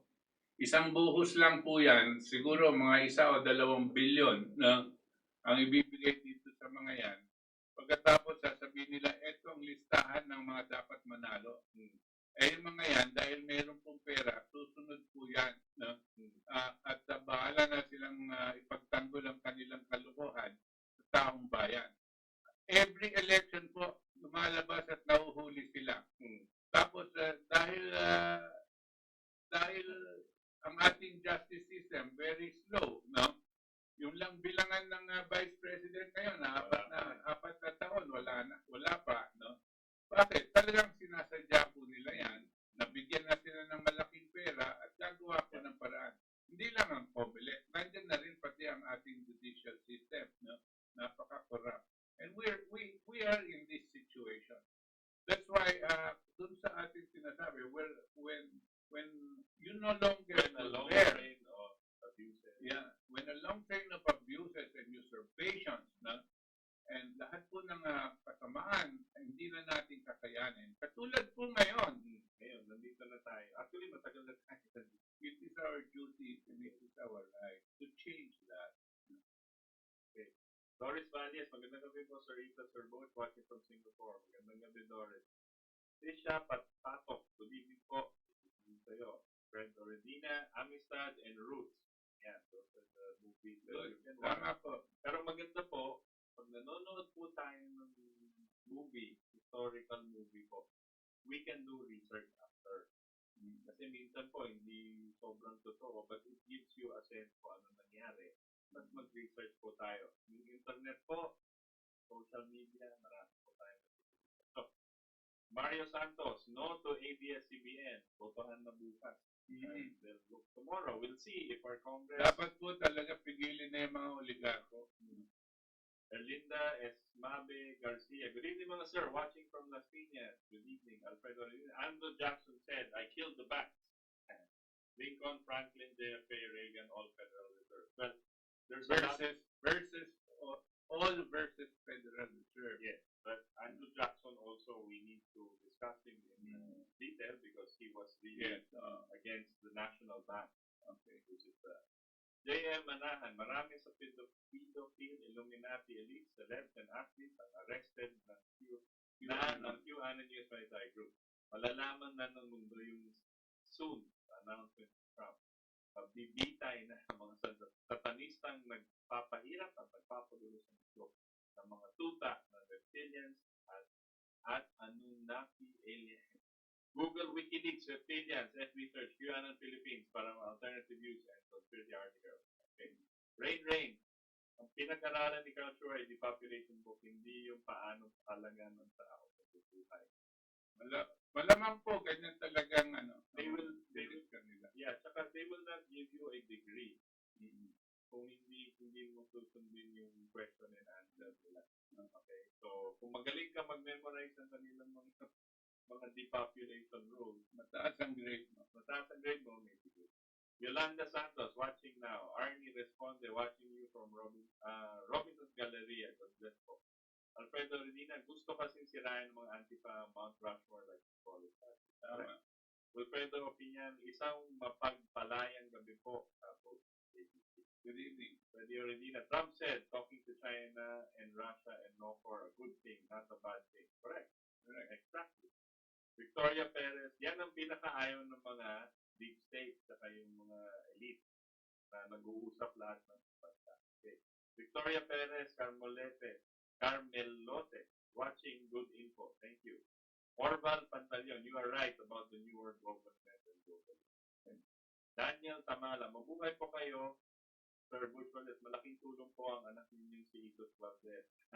Salamat po, mas malawak ang ipapaliwanag ng buong katotohanan tungkol sa kasatunan, mga oligarko sa buong mundo, at ang mga plano nilang kabuktutan para lang sa kanilang vested person.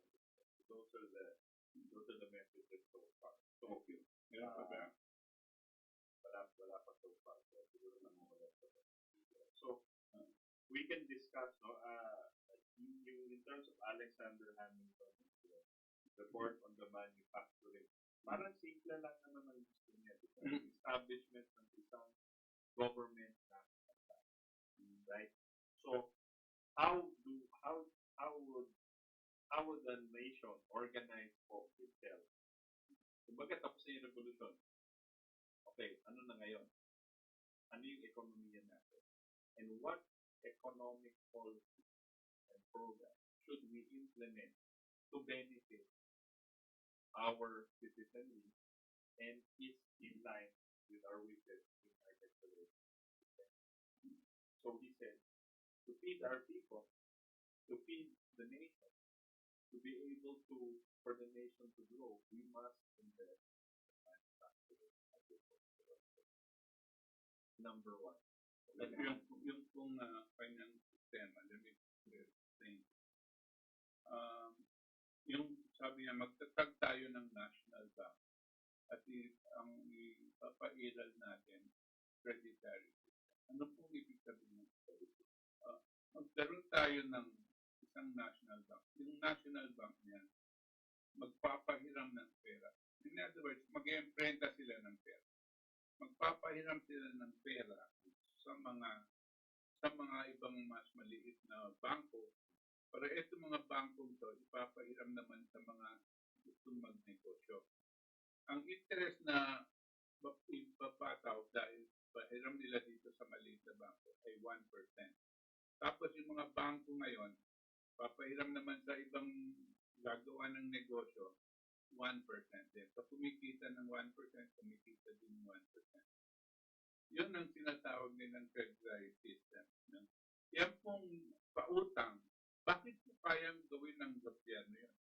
Dahil po siya ay isang sovereign government. Ang sovereign government, kaya niyang magpaikot ng pera. At yung perang yan, ang nag-guarantee ang mismong gobyerno. I guarantee our own currency. No? I guarantee that that currency you have, that $1 you have, no, can buy $1 of goods that we produce. No? That is basically how it is. So, ang pera ginagamit, hindi para kikita lang, no? Ang pera ginagamit para magpaandar ng mga negosyo. So hindi lang normal negosyo, you cannot borrow money from National Bank kung gusto mo magnegosyo ng kahit ano.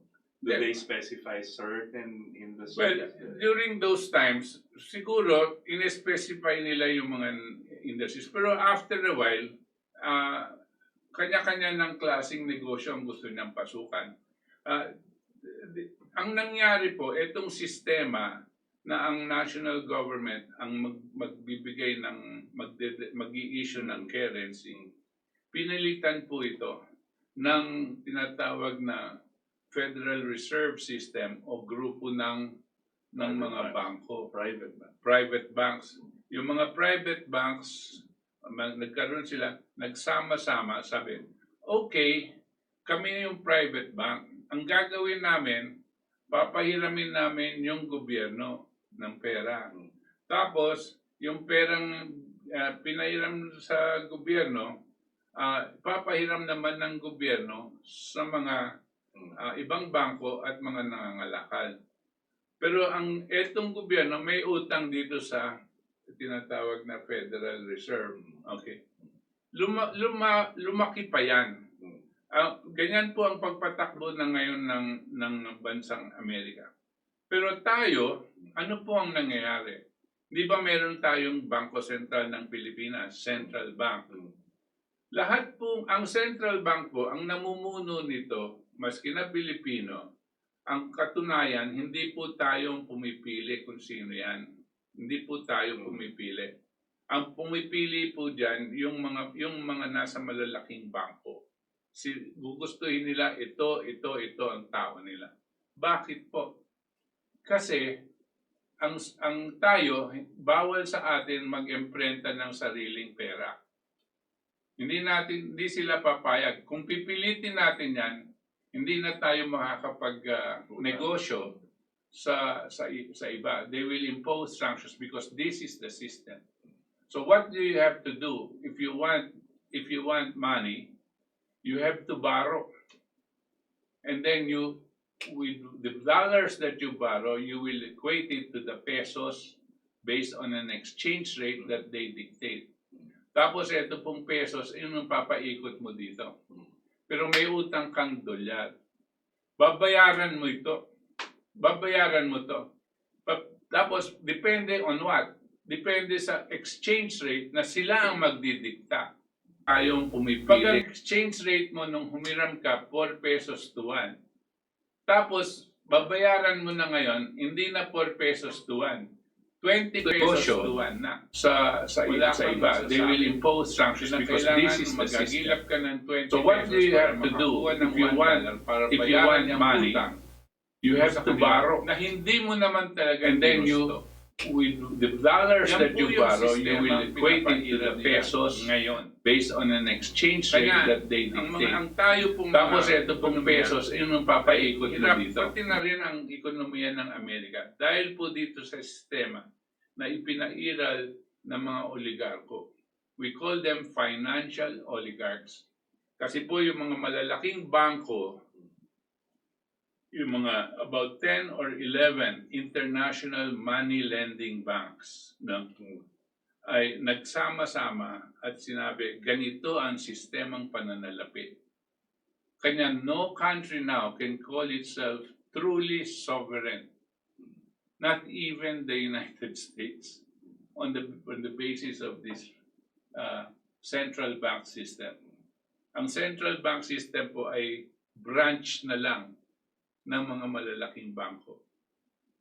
Sila na lang ang parang nagsama itong mga iso, like one world central bank.